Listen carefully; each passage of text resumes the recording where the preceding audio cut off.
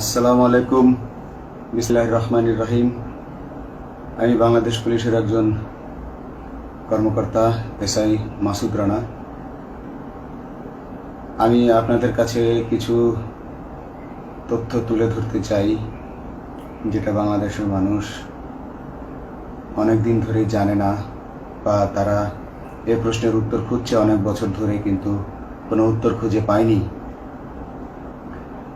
আজকে যাকে সেনাবাহিনী থেকে অব্যাহতি দেওয়া হলো, মেজর জেনারেল জিয়াউল হাসান, যিনি এনটিএমসির প্রধান ছিলেন এবং তিনি র্যাবের অতিরিক্ত পরিচালক ছিলেন। অতিরিক্ত পরিচালক অপারেশন।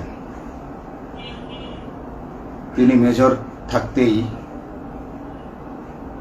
র্যাবে ছিলেন এবং বাংলাদেশে যত গুম খুন হয়েছে, বিএনপি সহ অন্যান্য যারা অ্যাক্টিভিস্ট, সেই গুম খুনের সাথে জড়িত এই জিয়াউল হাসান। অনেক নেতাদেরকেই র্যাবের কালো গাড়িতে করে সিভিলে ধরে আনা হতো, এনে র্যাব ওয়ানের গোপন আস্তানায় তাদেরকে আটক রাখা হতো। এরপর তাদেরকে সময় মতো অজ্ঞাত স্থানে নিয়ে তাদেরকে হত্যা করা হতো এবং অজ্ঞাত স্থানেই তাদের লাশ হয়তো নদীতে ডুবিয়ে দেওয়া হতো, নয়তো তাদেরকে দাফন করা হতো, নয়তো অ্যাসিডের মাধ্যমে তাদের লাশকে গলিয়ে দেওয়া হতো। আমি 2014 অক্টোবর থেকে 2017 ডিসেম্বর পর্যন্ত র্যাব সদর দপ্তরে কর্মরত ছিলাম। তখন র্যাবের ডিজি ছিলেন বেনজির, যিনি আজকে দেশের হাজার হাজার কোটি টাকা চুরি করে, পুলিশের হাজার হাজার কোটি টাকা চুরি করে পালিয়ে গেছেন বিদেশে। তো আমি দেখেছি অনেক মানুষকে কিভাবে অন্যায়ভাবে গ্রেফতার করে নিয়ে গুম করে রাখা হতো। আমি রিসেপশনে ডিউটি করতাম। গুম হয়ে যাওয়া মানুষের স্বজনেরা আমার কাছে আসতো, কিন্তু আমাদেরকে কঠোর নজরদারিতে রাখা হতো। সিসি ক্যামেরার আওতায় ছিলাম, তাদের সাথে আমরা ওভাবে কথা বলতে পারতাম না। তাদেরকে কোনো তথ্য দেওয়া নিষেধ ছিল আমাদের জন্য। কিন্তু তাদের স্বজনরা আসলে এসে যখন এখানে কান্না করতো, আমি নিজেকে ধরে রাখতে পারিনি। আমি অনেকের স্বজনকেই তাদের স্বজনের, গুম হয়ে যাওয়া স্বজনের পরিণতির কথা জানিয়ে দিতাম। বিশেষ করে যাদেরকে মেরে ফেলা হতো, খুন করা হতো, তাদেরকে আমি খারাপ সংবাদটা দিতাম না। কিন্তু যাদেরকে বন্দি করে রাখা হতো, যেমন বিএনপি নেতা সালাউদ্দিন আহমেদকে যখন অ্যারেস্ট করে আনা হলো, তিনি অ্যারেস্ট করার সময় ধস্তাধস্তিতে মাথায় আঘাত পেয়েছিলেন। তাকে র্যাব ওয়ানের গোপন কক্ষে আটক করে রাখা হয়েছিল দীর্ঘদিন। এরপর তাকে এক সময় ভারতে পাচার করে দিয়ে আসা হয়। তাকে অজ্ঞাত কারণে হত্যা করা হয়নি। তার ফ্যামিলি এসেছিল, তার স্ত্রী হাসিনা আহমেদ, তার ভাই গিয়াসউদ্দিন আহমেদ। ওনারা আমার কাছে বেশ কয়েকবার এসেছেন। আমি কয়েকদিন ওনাদের এই উদ্বেগ, উৎকণ্ঠা আমার সামনে বসে কান্নাকাটি দেখে আমি থাকতে পারিনি।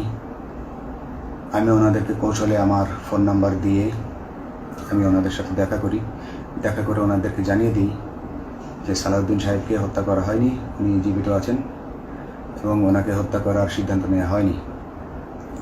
এই সিদ্ধান্তগুলো যিনি নিতেন তিনি হচ্ছেন বর্তমানে মেজর জেনারেল জিয়াউল হাসান, যাকে আজকে অব্যাহতি দেওয়া হয়েছে। শুধু অব্যাহতি যদি দেয়া হয়, তাকে যদি বিচারের মুখোমুখি করা না হয়, তাহলে এই আন্দোলনের, এই স্বাধীনতার কোনো মূল্য থাকবে না। আমি আজকে আর কাউকে ভয় পাই না। আমি আজকে বিশ্বাস করি যে আজকে আমাকে এই সত্য বলার জন্য কেউ গুম করে দিতে পারবে না, এই সত্য বলার জন্য কেউ আমাকে অ্যারেস্ট করবে না।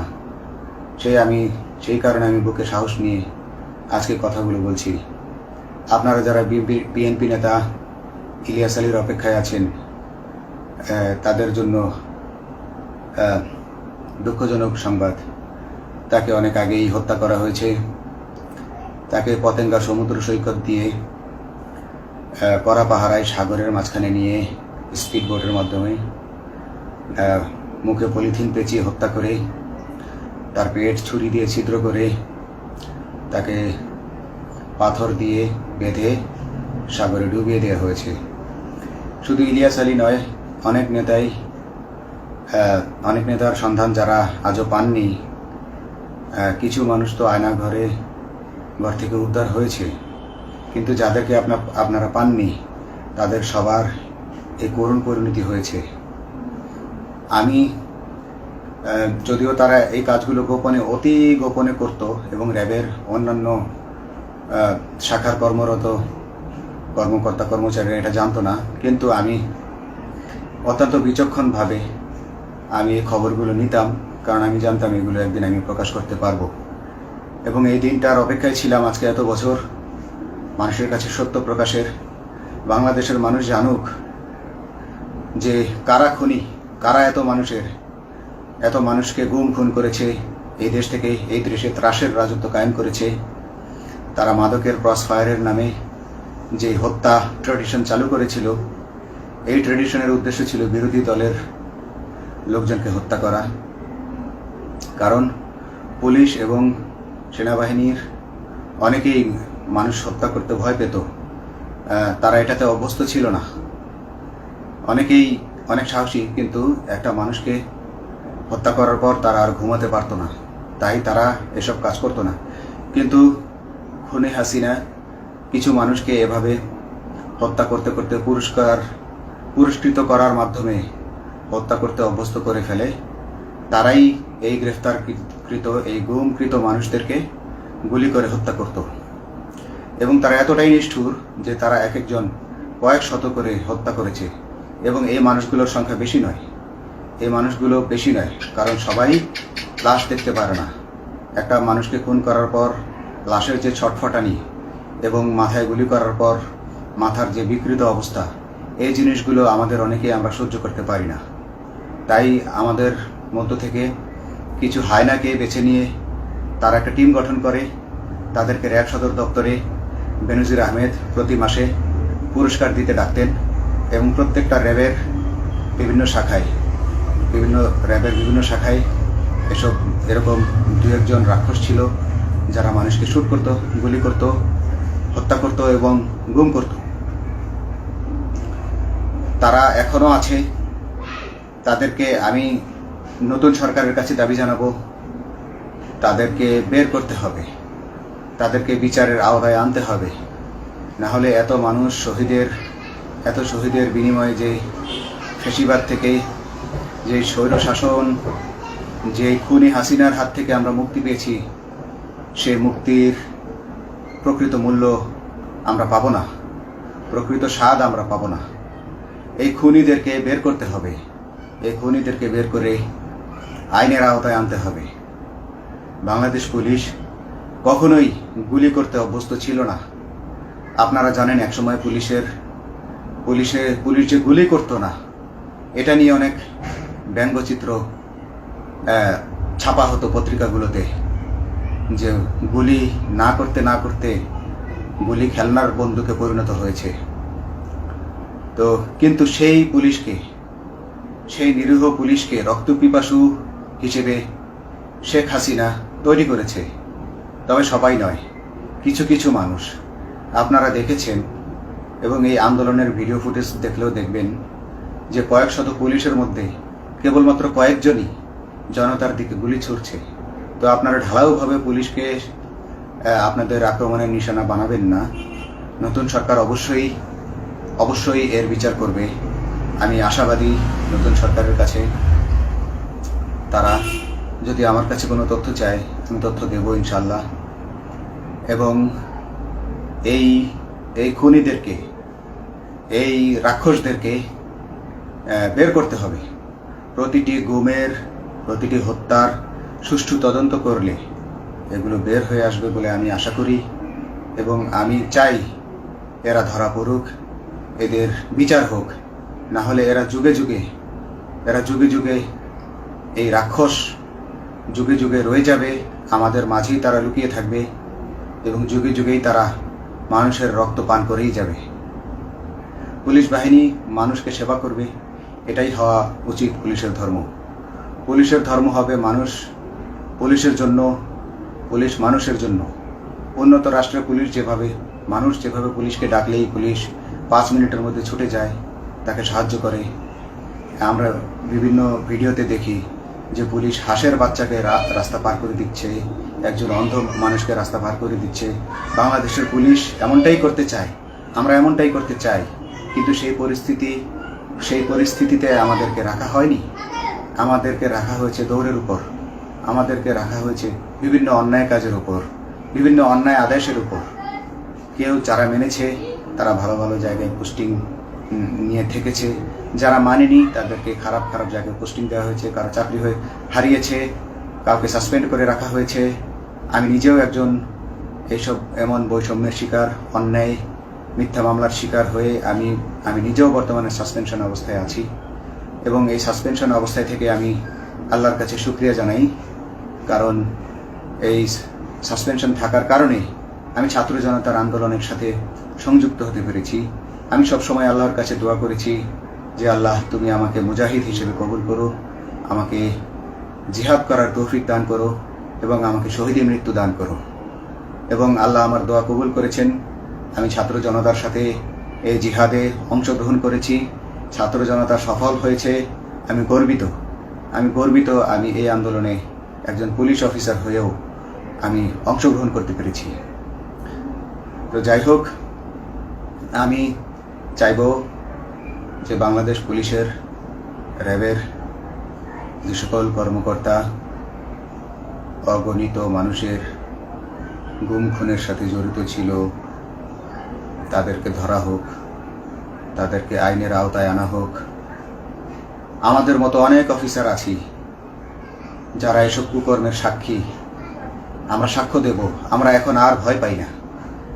আমরা আসলে যে ভয় পেয়েছি তা নয়, আমাদের বাহিনীতে টিকে থাকাটা জরুরি ছিল। জনগণের স্বার্থেই আমাদের বাহিনীতে থাকা জরুরি ছিল, কারণ আমরা যদি বাহিনী থেকে আউট হয়ে যেতাম তাহলে এসব তথ্য আমরা জানতে পারতাম না এবং জনতার কাছে পৌঁছাতে পারতাম না। জনতার কথা বলতে হলে, জনতার সাথে থাকতে হলে আমি পজিশনেও থাকতে হবে। এই জন্য অনেক কিছুই প্রকাশ করিনি, কারণ আপনারা ভালো মতোই জানেন যে অনেক সেনাবাহিনীর মেজরকেও গুম করে দেওয়া হয়েছে যারা মুখ খুলেছে। আমি তো একজন সামান্য সাব ইন্সপেক্টর, আমাকে গুম করে দেওয়া তাদের 1 সেকেন্ডের ব্যাপার ছিল। তো আমি এখন বিশ্বাস করি যে এখন সেই দিন, সেই কালো মেঘ সরে গেছে আকাশ থেকে, আকাশ মুক্ত হয়েছে, এই দেশ জালিমের শাসন থেকে মুক্ত হয়েছে। আল্লাহ তাআলা আমাদের উপর রহমত বর্ষণ করেছে।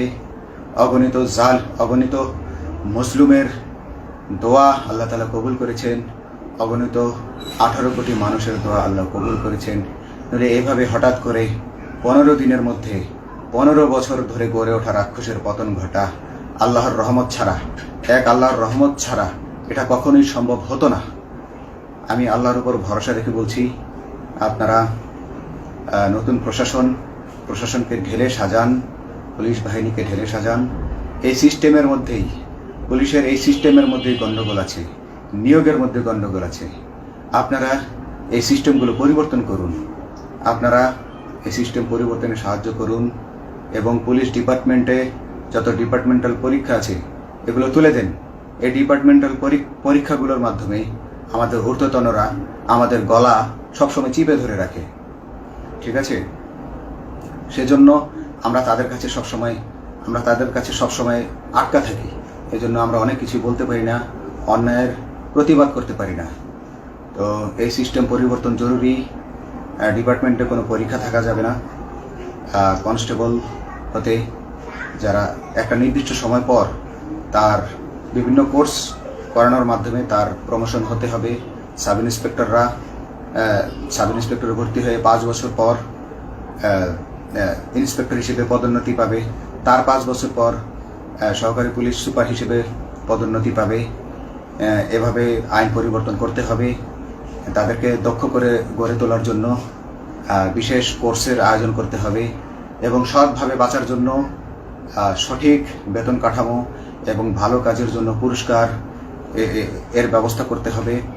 বিভিন্ন যে চোরাই মাল মাদক উদ্ধারের জন্য সেক্ষেত্রেও বিশেষ পুরস্কারের ব্যবস্থা থাকতে হবে এবং বাসস্থান এবং যানবাহন, পুলিশের যেই ব্যয়টা হয় সেটা হচ্ছে বাসস্থান এবং যানবাহন। পুলিশ আমরা নিজের বেতনের টাকা দিয়ে মোটরসাইকেল কিনে চাকরি করতে হয়, এই বিষয়টা যেন না করতে হয় এবং সরকারি বাসস্থান যদি আমাদেরকে দেওয়া হয় তবে আমরা বেতনের টাকা দিয়ে আমরা মানুষকে সেবা দিতে পারবো, সৎভাবে চলতে পারবো এবং দেশের মানুষকে সন্তুষ্ট করতে পারবো ইনশাল্লাহ।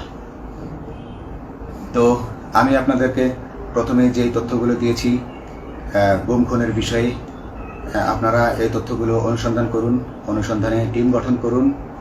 প্রত্যেকটা গুম খুনের বিচার হতে হবে এই দেশে। যারা আটক ছিলেন অনেকেই হয়তো এখন আয়নাঘর থেকে মুক্তি পেয়েছেন, কিন্তু যারা দুর্ভাগ্যের শিকার হয়ে মৃত্যুবরণ করেছেন তাদের আত্মীয় স্বজনরা, তাদের প্রতি আমার সমবেদনা রইল।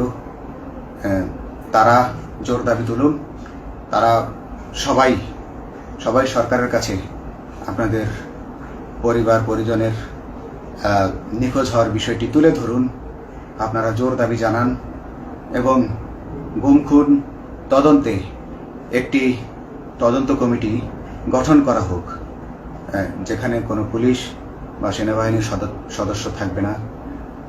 এটা হতে পারে বিচার বিভাগীয় তদন্ত বা অন্য কারো মাধ্যমে, কিন্তু এই হায়নাদের এই খুনিদেরকে বের করুন, বের করে এদেরকে শাস্তির আওতায় আনুন, তবেই এই তারা তাদের বলিদান সফল হবে। আসসালামু আলাইকুম।